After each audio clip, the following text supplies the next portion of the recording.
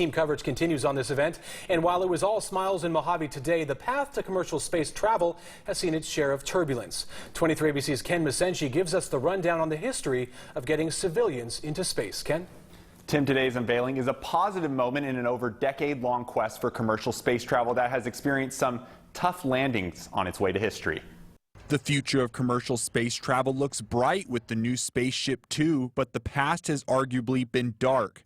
In late 2014, the original SpaceShipTwo was involved in a deadly crash that killed one pilot and severely injured another. The cause? The inadvertent unlocking of a feathering mechanism during flight. The loss of life caused Virgin Galactic's Richard Branson to question continuing the project. As I travel back home from that tumultuous event, with an aching heart and a mind filled with what the future might hold for us, I started to read some of the hundreds of messages that had been flooding in from around the world. I stepped off the plane with the knowledge that the world judged our purpose to be important. Rewind another 11 years to 2003 and you will find the hard landing of Spaceship One. Heidi Carter-Escudero, a former 23 ABC reporter who covered the Spaceship One after the hard landing, recalled the day she heard about the accident. I said, "What's going on in Mojave this morning?"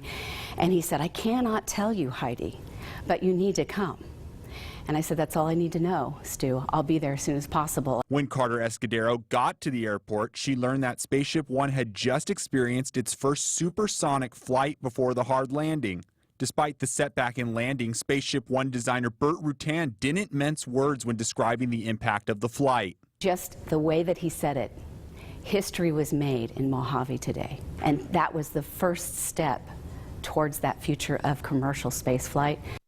And Spaceship Two has practically the same design as the old version that crashed, but mechanical upgrades have been made. The testing phase will now commence with different types of flights that focus on testing key areas of the spacecraft. In studio, Ken Masenchi, 23 ABC.